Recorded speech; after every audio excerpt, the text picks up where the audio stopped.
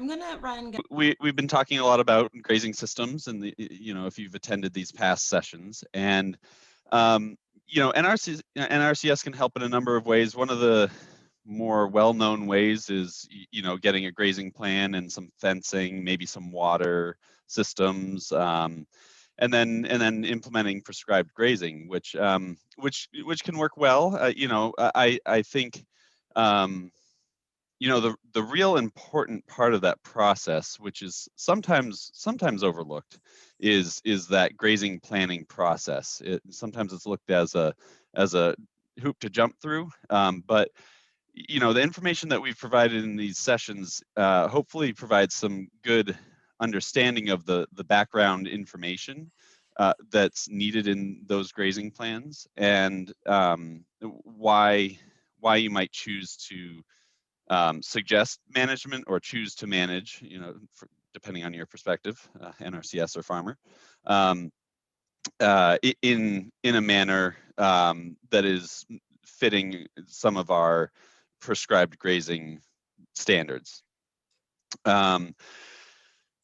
So, really going through that planning process and thinking about how you are going to operate is extremely valuable. And I was actually part of another presentation series with Sam, and it was all about putting together your grazing plan, and we kind of drilled that home. But really the important part is kind of thinking about how you're going to implement it on the ground. And then the nice thing is NRCS can come in and help. Okay, so in order to implement these things, you need a little help with some infrastructure or some technical assistance, and NRCS can really provide that help. Another way NRCS can really help is, with our field staff, we can help assess pastures and help assess a before and after as well, or go out and see a pasture and say, okay, these are things that would move it in a better direction. If you're unsatisfied with production or what it looks like, or maybe you're concerned about nutrient runoff or stuff like that, NRCS can really help with that. And really, that's as a state grazing specialist with NRCS in New Hampshire, that's really the part that I enjoy, is kind of going out, troubleshooting, working on solutions to sometimes difficult problems. Sometimes it's there are a few different options, and that's the hard part, is deciding which option to choose, which works best. But in discussions with landowners, it's really great to kind of hone in on what that best solution is. So we do have a tool for assessing pastures. It's called the Pasture Condition Score Sheet. It was just redone. The old version was a little bit lengthy and a little arduous, but this new one is really visual, a lot of visual descriptions, and you just kind of circle what description you feel works best for what works best for you, and it's so that pasture condition score sheet just it does a really good job of kind of taking a subjective or objective look at the pastures and what might need to be improved, and you can kind of take the it breaks it into parts, so it can kind of highlight where some of the issues are. So it's a really nice way of kind of going over pastures. And NRCS staff, we often use it for a lot of our assessments, but farmers can use it as well. With a little bit of orientation to it, I think it's not too bad.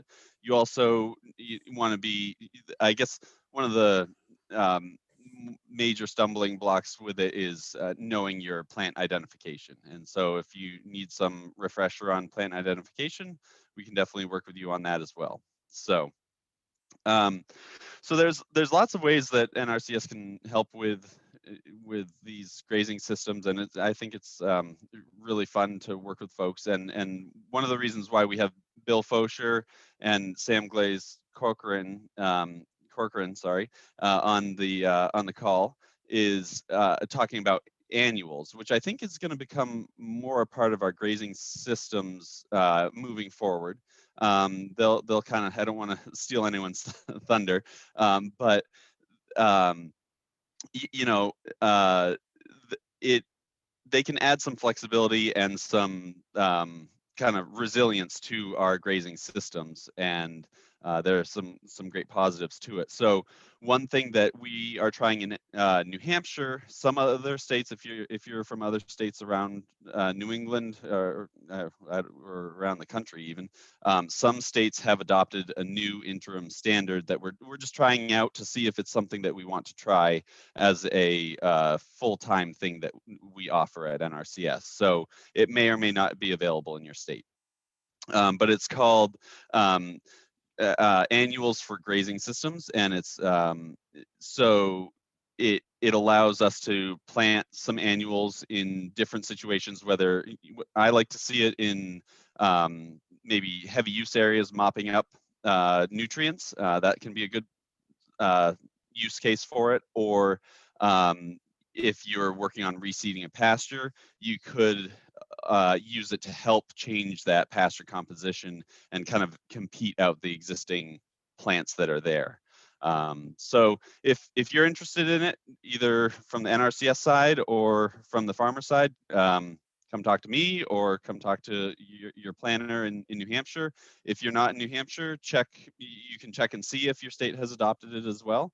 And if they have, I'm sure there are people in the state that can help you with that as well.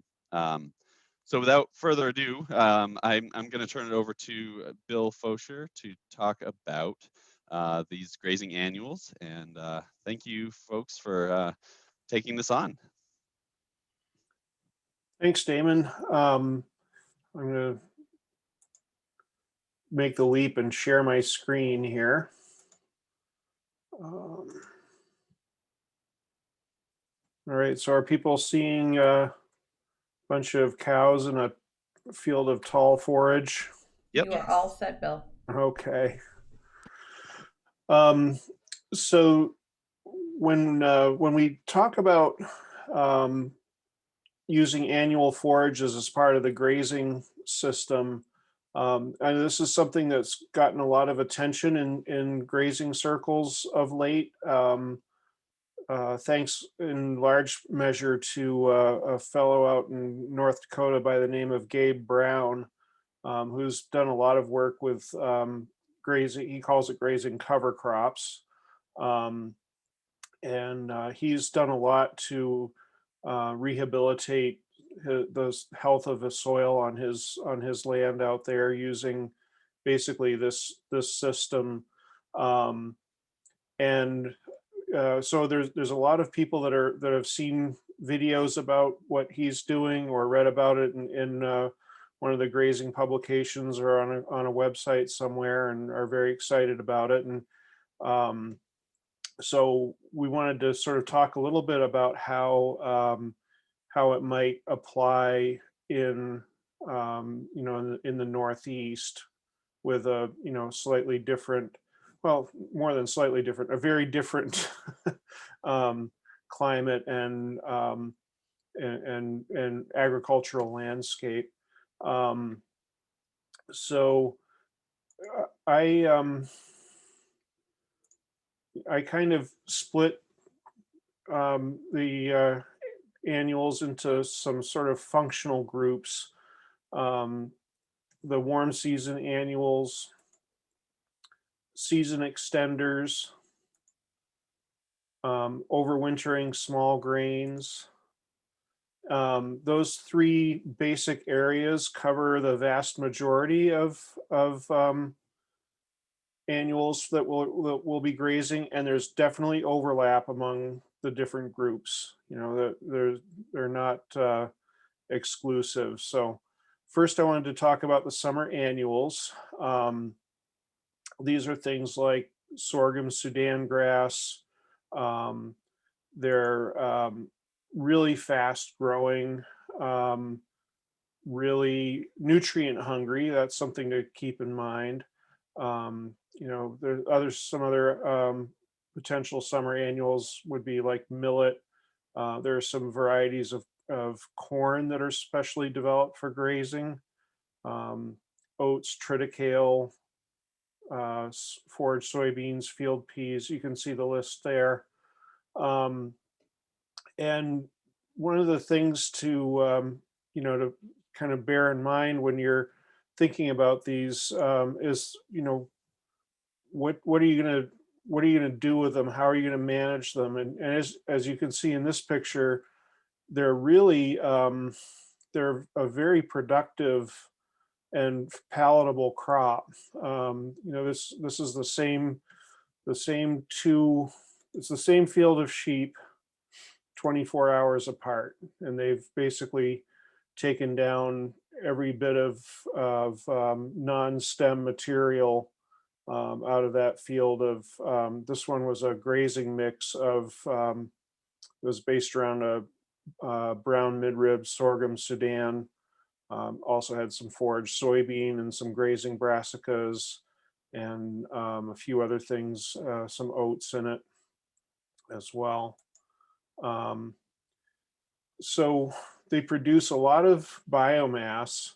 And if you look very carefully in this picture, you can see the backs of some cows.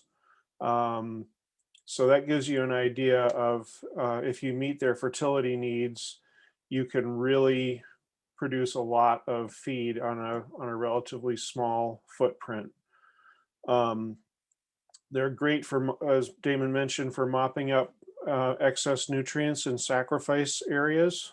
Um, and they can help improve soil health by relieving compaction, improving aggregate stability, and providing soil armor. Aggregate stability is the thing that makes soil sort of clump together, not break down into a powder. Um, and it's assisted by the interaction of the soil life with root exudates that are basically building a kind of a little micro environment within the soil, which they can then live on. And as a side benefit to us, and why it matters to us, is that that creates more pore space within the soil structure, which means we can infiltrate more water. We have some air pockets in there because the plants all need air in their roots as well. Um, a lot of these summer annuals tend to be fairly drought resistant. Um, so if you're in a situation where your soils are a bit on the well drained to somewhat excessively well drained side, these may be something that you want to look at as a sort of an emergency um, reserve of pasture for the middle of the summer during that summer slump. Um, and I mentioned also that they're very high energy feed, which means that there's a lot of sugars and starches in these leaves. So animals tend to gain really well on them.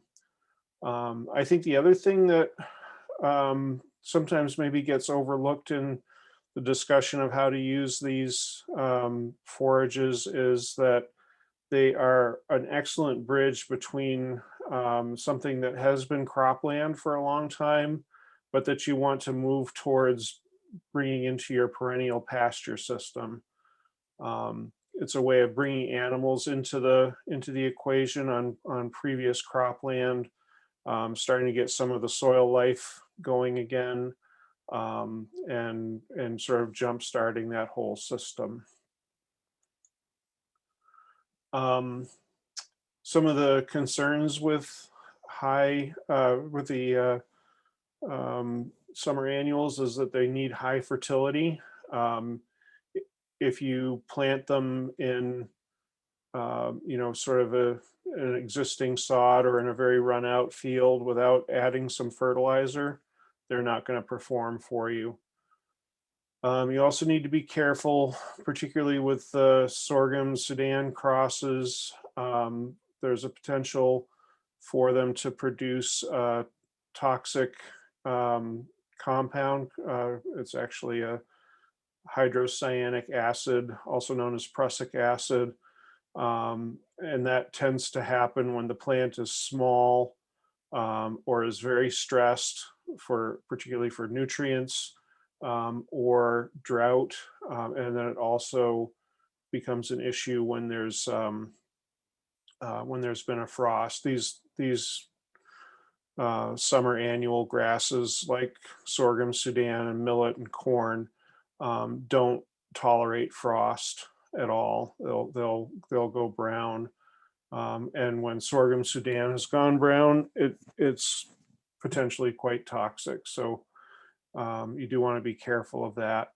I've grazed sorghum Sudan a couple of times in my time with sheep, and there's a lot of talk about getting 2 grazings out of it. I never have. I've always gotten 1 grazing, but I've also never gotten everything just right as far as getting it in exactly on time, getting the fertility right, et cetera, et cetera. So I think in at least as far north as we are in New Hampshire, um, if you're going to get 2 grazings out of these summer annuals, everything's got to be, kind of spot on, because you just don't have the length of growing season to be able to, be a little bit late or a little bit short on nutrients at all. um, Anti-nutrient concerns, soybeans and sun hemp, when they have produced seeds, um, tend to actually um, have a negative effect on animal nutrition. I'm going to probably not say too much more about that because it's beyond my um, animal nutrition background to explain why. But for example, soybeans are always roasted before they're uh, used in animal feed, or the oil is expelled from them, and you're feeding them meal. And that is to get rid of the compounds that cause them to actually draw nutrients from the animal rather than provide them. And sun hemp is another legume that is often included in some of the cover crop mixes that you can get commercially. And that will also tend to have that same anti-nutrient effect if it's gone to seed and the animals are eating the seed. Um, and so you just need to talk with somebody in your area to help select varieties and species that are better suited to your particular environment and purposes. That's I think Sam's going to cover that. It's largely an agronomy question. So you'd want to talk with either somebody with an NRCS or with a certified crop advisor if you're working with one. Cooperative extension might be also able to help. So season extenders,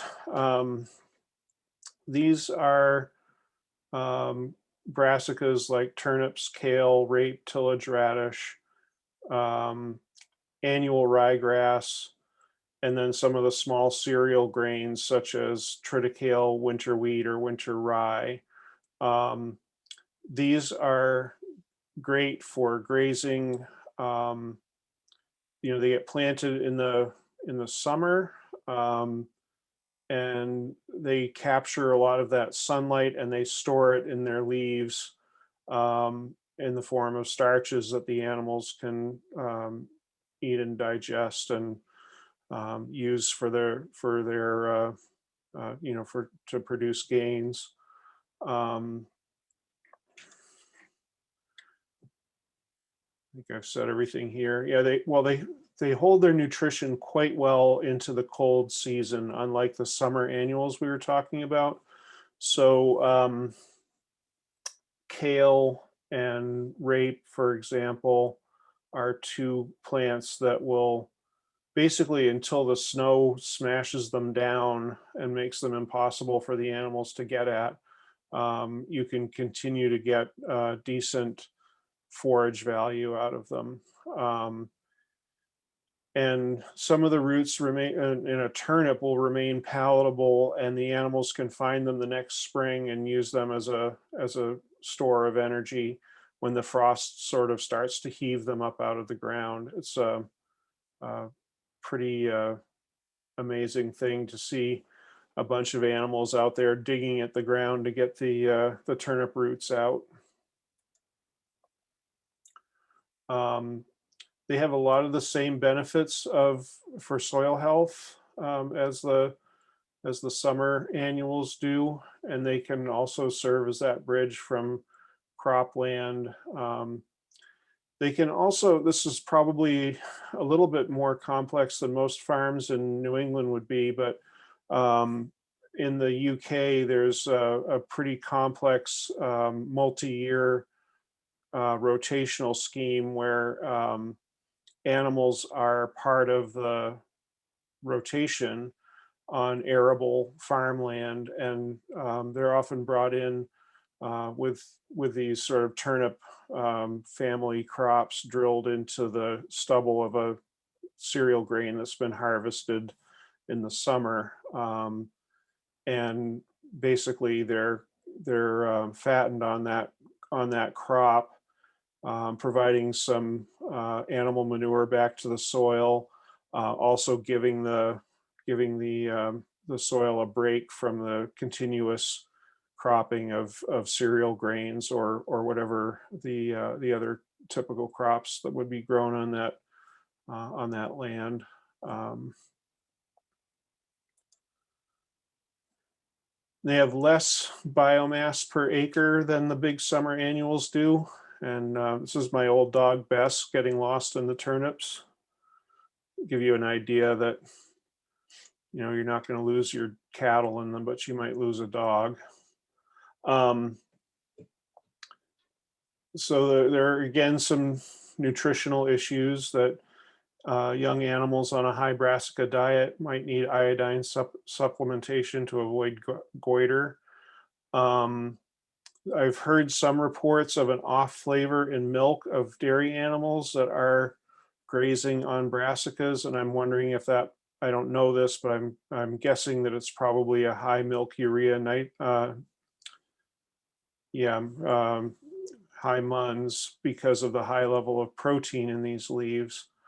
Um, this field where Bess is sitting, I sent these cover crops in for forage analysis, and the mix, including the grasses and the weeds and everything, came back with a crude protein rating of 28%.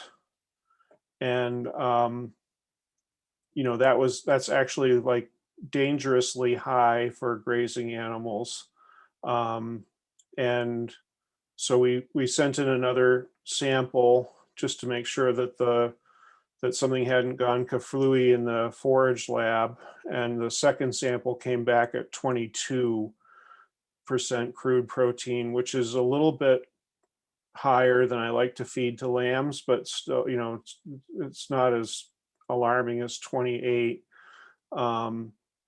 But I wonder if, diet that high in protein and fairly low in fiber might actually have some negative effect on milk taste.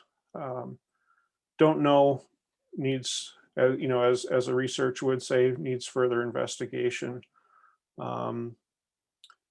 And the other thing that can be a concern, depending on what you're doing with the land, is that most of these season extenders don't winter kill entirely and will need to be terminated somehow before the following crop the next spring.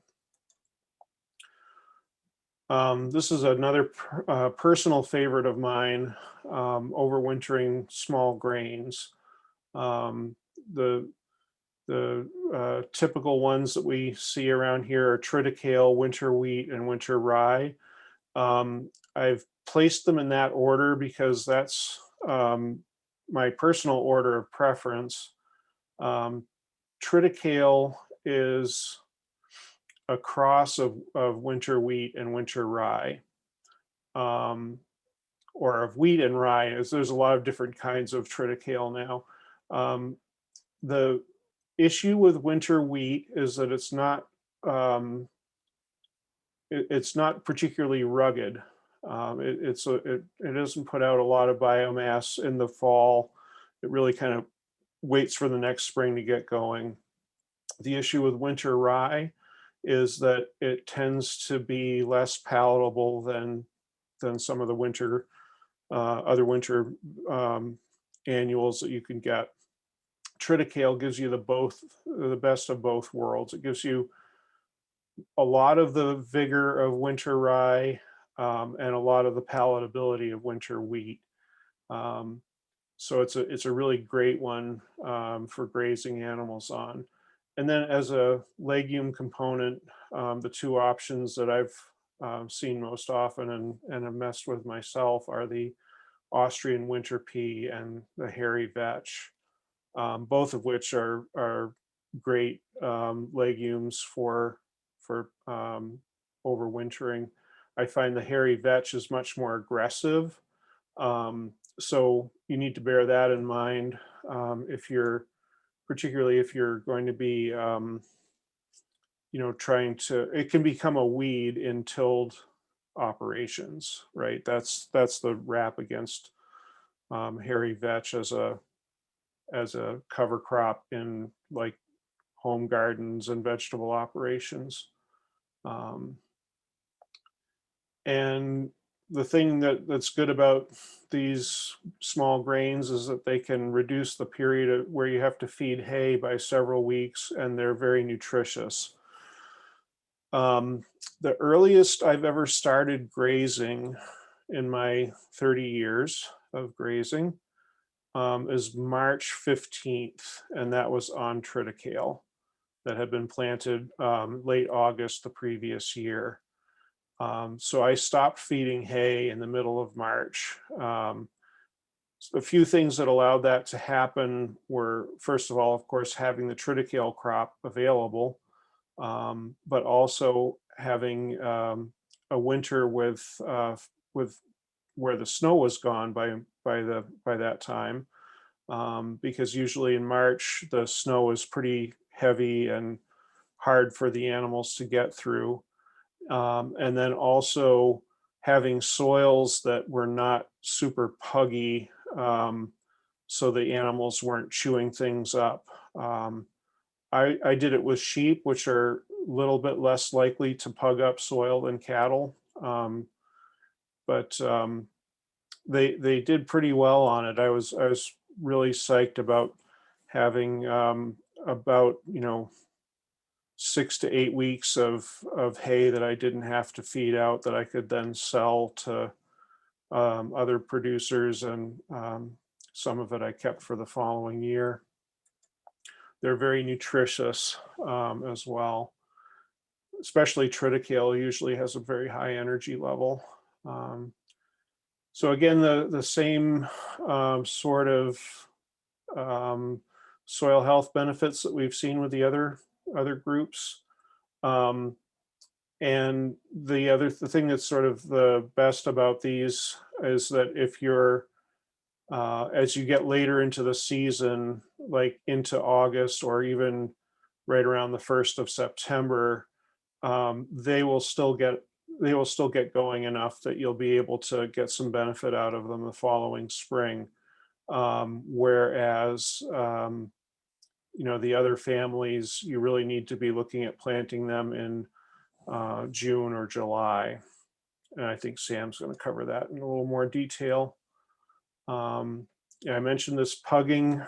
If you start grazing too early or if the spring is wet, um, This was something that I had a little bit of an issue with, milk fever, from grazing the early growth. And of course, if you're doing this on true crop ground where you're going to be, wanting to put a row crop in after the animals are done grazing, you're going to actually need to terminate this cover crop because it will try to keep growing again after it's been grazed. Um, so the big picture on this is that, and this is something I think that often gets overlooked. Perennial pasture is always going to be a less expensive source of feed than any annual. So if you can meet your goals using perennial pasture, that's the way to go. I don't see any scenario under which it's economically beneficial or environmentally beneficial for that matter to plow down perennial pasture to plant annual pasture. Um, you're just much better off to, kind of keep things going with the perennials as long as you can. Um, and then ask what problem you're trying to solve with the annual in order to decide which one you want to grow. And that again goes into what time of year. And as always, ask if there's a way to solve it with better management of your existing pasture. Um, those are, I think, the main things that I would encourage people to do before they sort of charge into doing an annual planting.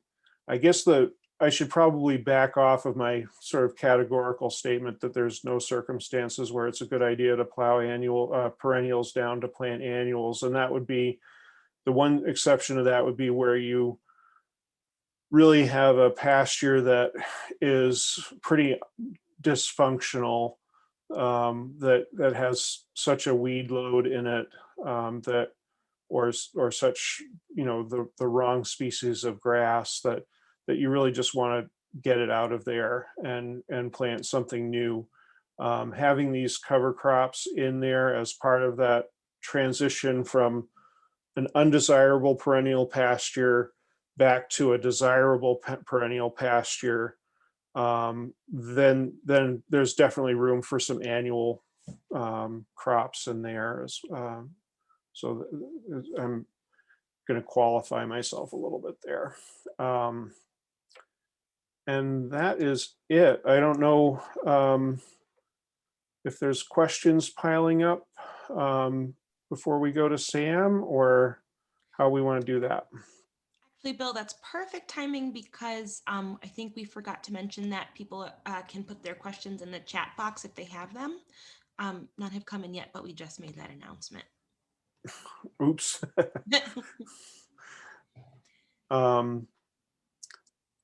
Well, why don't I turn it over to you, Sam, and I'll stop sharing my screen, and I'll keep an eye on the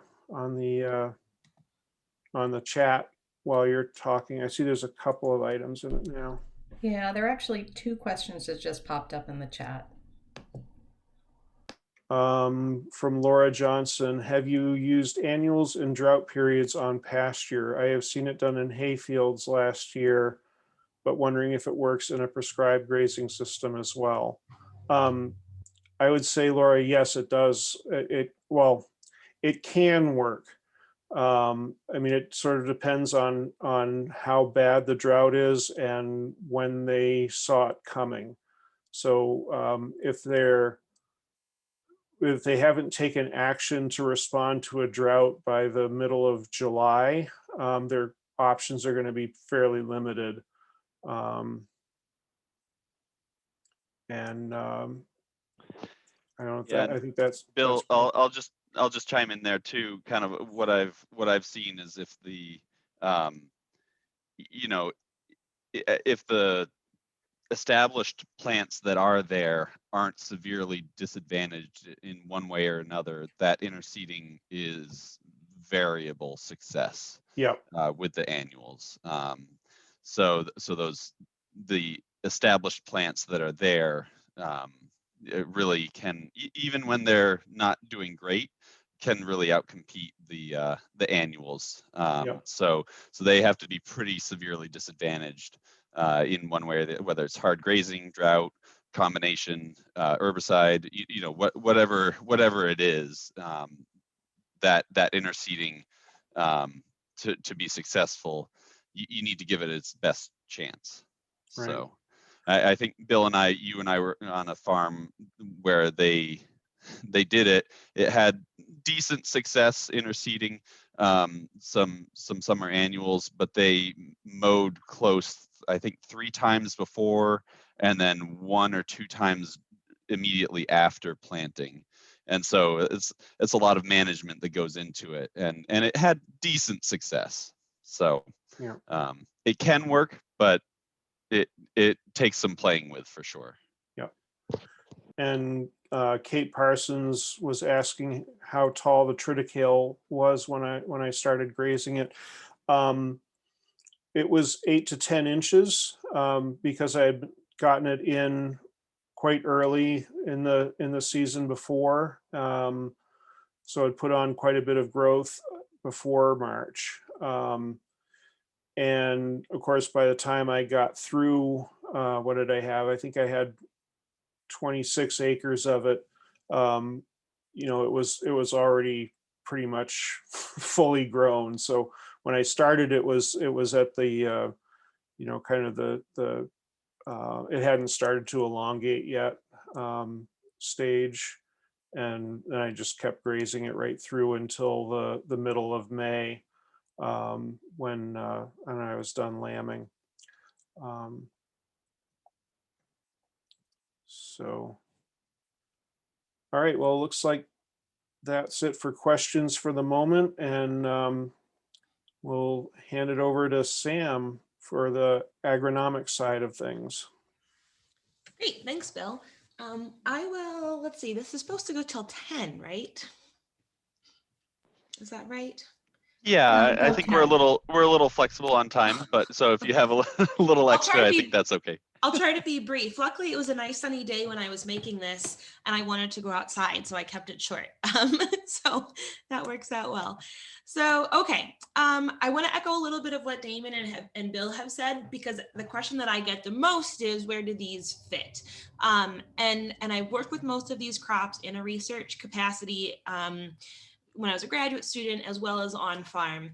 And so when we're thinking about where do they fit, as has been mentioned, they work especially well when we're transitioning cropland into pasture, for a variety of reasons. Like Bill said, it can help stimulate soil activity and fertility, but it can also be a nice just kind of bridge transition crop when we're trying to address things like weed suppression for all the weeds that come out of annuals, or maybe you've had a plow pan develop and you want to use something like a forage radish to try and break that up. Also, it tends to be that if you're in row crop production, farmers tend to have equipment like drills that make it a little bit easier to plant and manage some of these crops. So that's one space where I really like them. I also really like annuals as sort of a practice plant for grazing, or to get a baseline. And when I'm talking about practice, I'm thinking more about things like rye, wheat, and triticale, because they are grasses. And so they're, obviously it's not the same as a pasture grass, but the thing here is it's better to overgraze annuals than to overgraze your perennial pasture. And so maybe it's something like you're gonna be I have a cat nesting in a cardboard box behind me. So sometimes it's gonna be things like you have maybe a field that's really far away, which is actually the picture you're looking at here. And there's question about, am I really going to be able to get up to that field, or it gets muddy and there's road access, and maybe I'm going to have to delay my moving a day.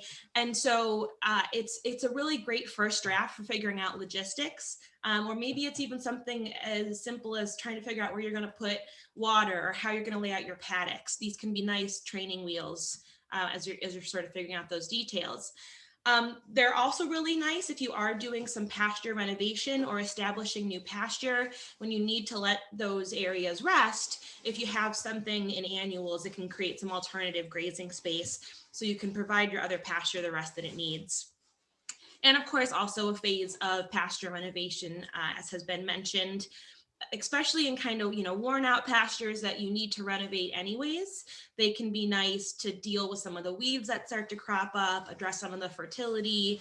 But keep in mind things like horse nettles and thistles. When we talk about these crops for their weed suppression, we're usually talking about them in annual systems. So some of those more perennial weeds are not going to be necessarily responsive to some of these annuals.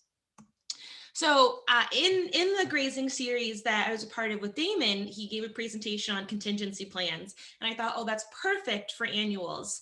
So I think they're a great Band-Aid. So if you accidentally overgraze a pasture, for example, and now you say, oh, I have to reseed it, or you grazed it, too soon after renovating it, annuals can sort of come to the rescue. If you put animals out and they, it ends up being wetter than you realize and they tear it up, again, we can sometimes use annuals to seed in bald patches, parts of the field that experience winter kill, things that you might not get to otherwise to reseed or to overseed with perennials. Sometimes they work in nicely in areas where you have accidental bare ground. So think about where, your watering station was last year, maybe where you fed hay. You can create some compaction and it can be hard to establish new things. So they can be little Band-Aids in those areas. And also, these can be a great way to delay buying or feeding hay. So, like Bill was saying, if you can get animals out a little bit earlier and have them start grazing, now you have all that extra hay that you didn't have to go into.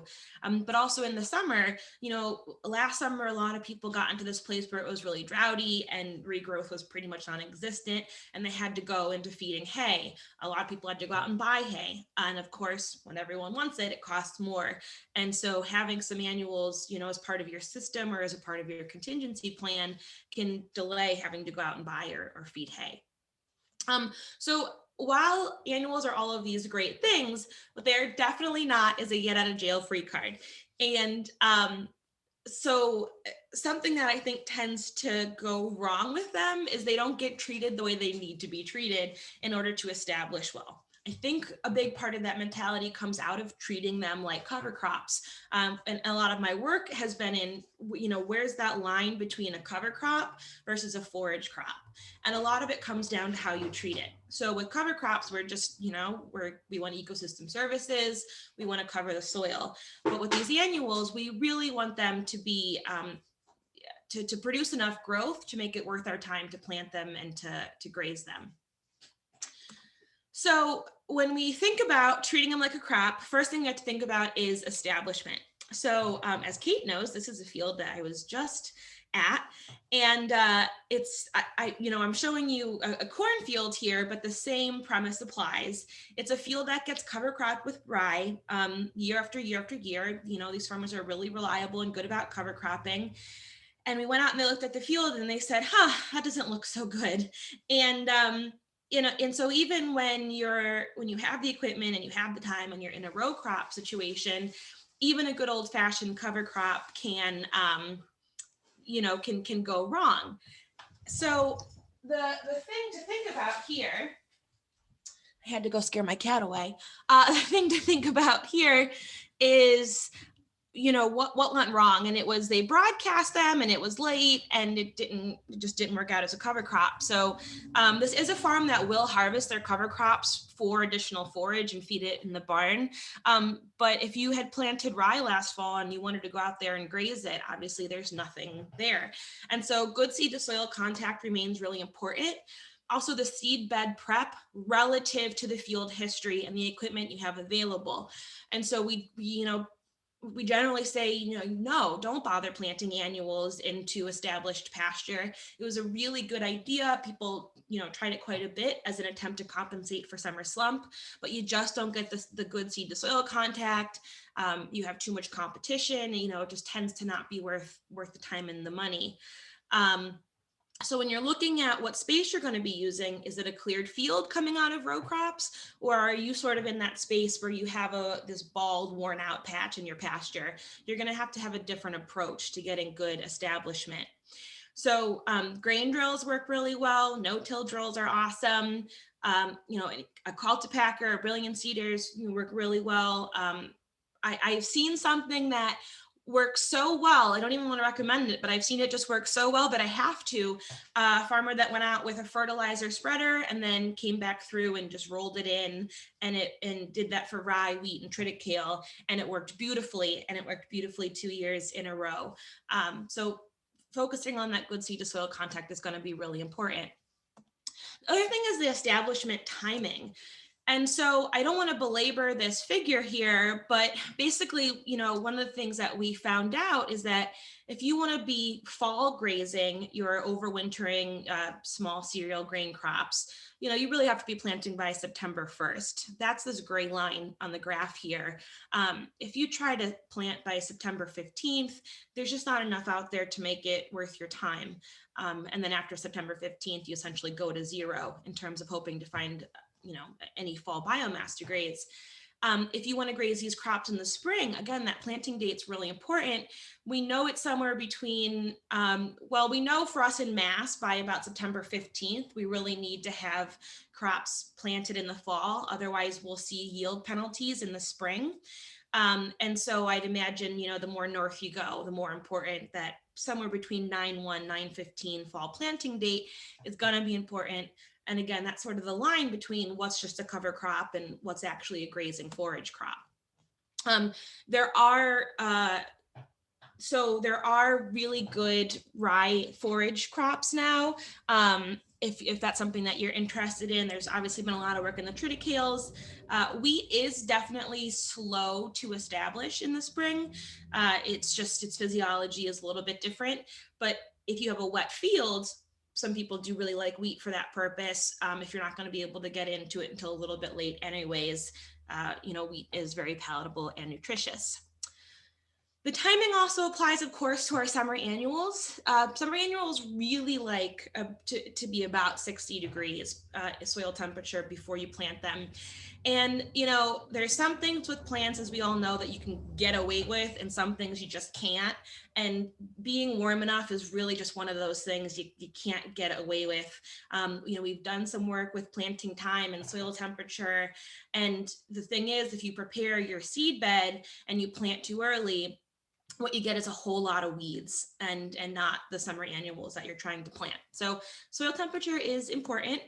The caveat to this is you don't want to wait too long, and so then it starts to get dry and droughty. And so for a lot of crops, we are looking at June.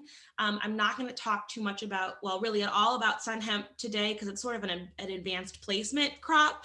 But that's the type of plant that, you know, needs to go in actually more like end of June, early July, in order for it to be warm enough. And so I'd also recommend, I know that sun hemp is really popular to throw into mixes now.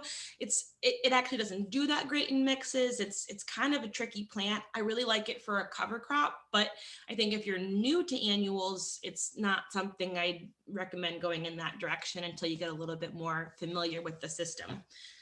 What is nice about these summer annuals is they can, you know, first day to graze is about 45 to 60 days. So again, this can be part of your contingency planning. If it's June and you know that you have the space for the annuals and the forecast is saying it's going to be a dry summer, you can go ahead and prioritize their planting to make sure you're not going to get really bungled up in summer slump or having to buy hay. So the fertility is also going to be really important.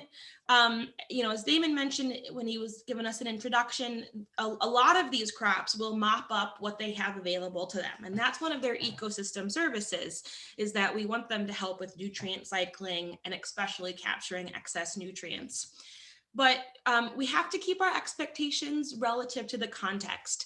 So what you're looking at here on the right is some work that we did on a dairy farm. And again, this was in a corn silage system. But the point that I want to make is the black bars are year one. So in year one, there was corn, and then there was manure spread, and then we planted these different cover crops. And you can see real differences in yield. And there's also, quite a bit of yield that's out here. So it's close to 3 tons for the triticales, close to 2 tons for wheat, one of the triticale varieties. And then here's rye down here, also close to 3 tons. But what happened in the second year is that the farmer didn't end up having time to apply manure in the second fall. And so what you're seeing here in the gray bars is these year 2 yields, all in the same field. There's no difference between them, and they all go down to about, half a ton to a ton of dry matter. And so what I am not suggesting is that you put on nitrogen fertility if you want to grow these crops. That sort of defeats some of our purposes, particularly for the small winter grains. But you do have to keep your expectations appropriate for the system you're in.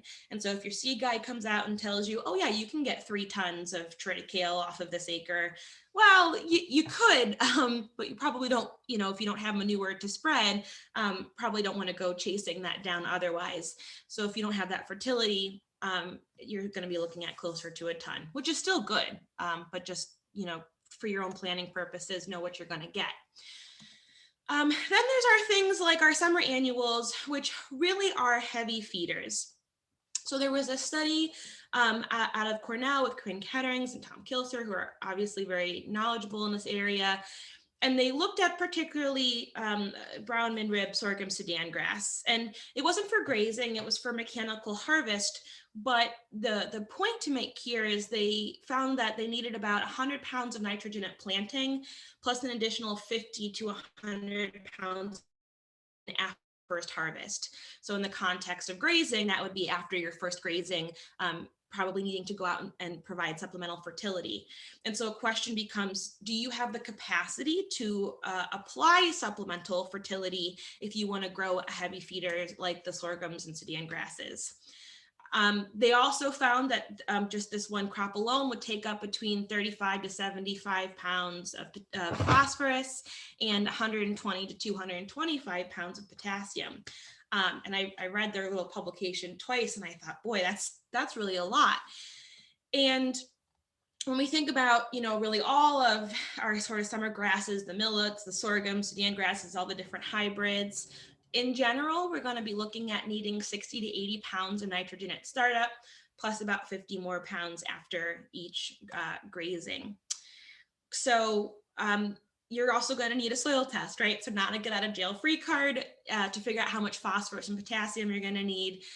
Check your soil test, and then some crops you can get a soil lab recommendation for the mix that you want to do, but sometimes you might have to have a little bit of a conversation with someone that has a little bit more experience with the particular crop composition.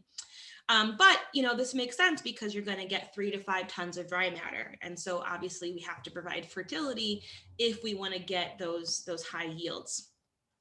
So this was just an interesting note I found, as I was looking into some of the fertility recommendations, I came across this note that said for lamb gains in particular, better to choose Sudan grass over sorghum Sudan hybrids. And I wanted to point this out to say that, as this is kind of a crash course today, but as you start to figure out what are you going to do for your particular operation, or if you're in NRCS and you're figuring out how you're going to help someone, plan to spend a little bit of time reading and looking at fact sheets and seeing what's been done. There's a lot of nuances because these are so highly customizable. So there's a little bit of a learning curve, but that's okay. So the other thing, the magical question is always, what is your pH?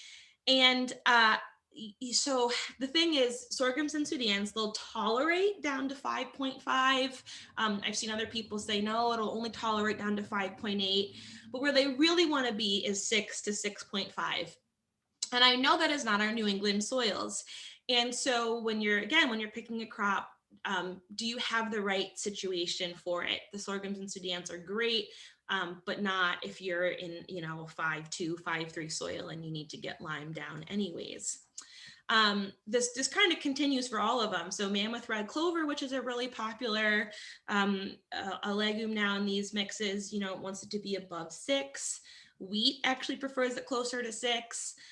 Millets will go down to that 5.5, but they like it to be 6 or above. Even peas don't want to go below 5.5. I made this little note here to remind me and you that we definitely still have to inoculate our legumes. It's not uncommon to, to have someone call and say, my peas aren't doing that great, or my millet's not doing that great. And you say, well, did you inoculate them? And like, I didn't even think about that. So all of the rules still apply when we're thinking about these as annuals. Triticale, rye, brassicas, those will go down into the 5s, and oats are kind of a superstar because they'll tolerate as low as a 4.5 pH. But so if you're thinking about putting together a mixture, I think it's also really important to have a sense of, what is your soil pH, and is everything that you want to put in your mixture going to tolerate the pH that you have? So things are a little messier, not messier, a little more complicated when we think about pH. And of course, when we go back to the context or the setting, is this particular area, is it ultimately headed back into perennial pasture? Because if it is, you have to deal with the pH anyways. So keep that in mind. You hear it all the time, but lime is super important. So I'm almost at the end here, but so the question that I get all the time, and it's a good one, is, okay, well, what seeding rate? And I can just see people's irritation when I'm like, well, it depends. But let me tell you a little bit about why it depends. First of all, it's going to be relative to that planting method. And so, if you're using a no-till drill for something like, let's say, triticale, you could be in the 100 to 110 pounds per acre range. But in this particular photo, this was a field that we were working with a farmer who was renovating a pasture, high elevation on a rock shelf, just shallow soil layer. The pasture had recently had a pass with the bush hog, and he grazed it really, really low. There wasn't that much to graze anyhow. And then he he planted triticale at about 115 pounds per acre with the Brilliant seeder. And it worked out well. I mean, you can see it here, but also you can sort of see little patches in the canopy just from looking at this angle in the picture. And in hindsight, for his particular setting, and with many more years of experience since this, I would have recommended maybe closer to 150 pounds. So keep in mind the context you're planting in. The other thing about seeding rates is when we start to mix plants, we get into all of these interactions.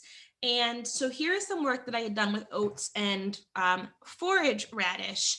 And this was back when the 100% forage radish or tillage radish seeding rate was 8 pounds per acre. I think it's like 2 pounds now.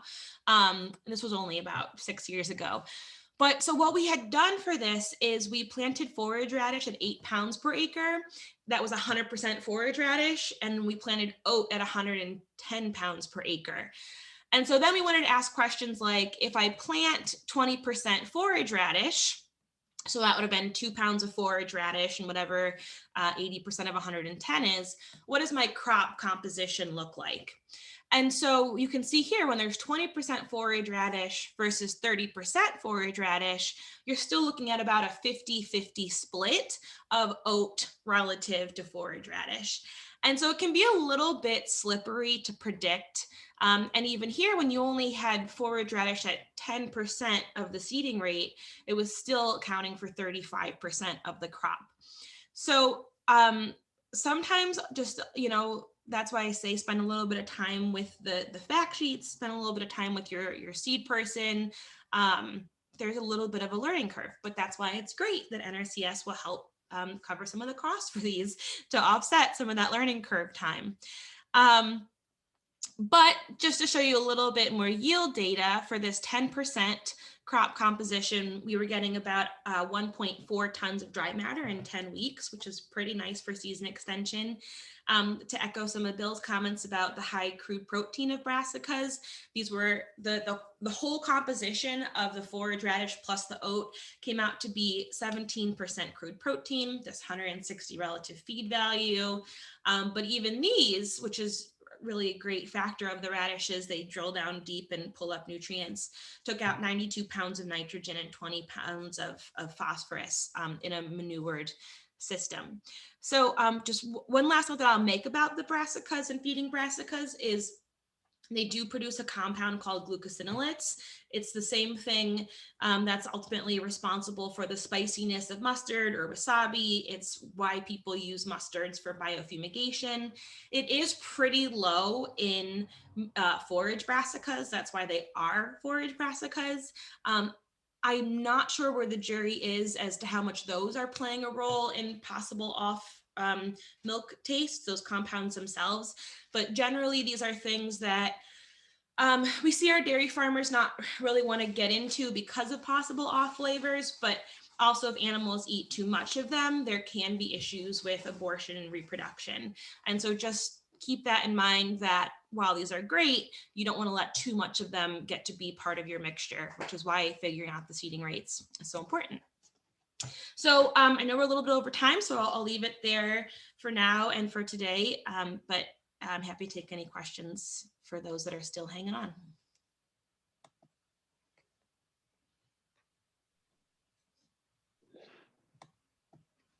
Well, thank you, Sam. I am not seeing any questions at the moment. Yeah, I think that was really great information. I really appreciate that. Yeah. And yeah, the it depends answer is never satisfying, is it?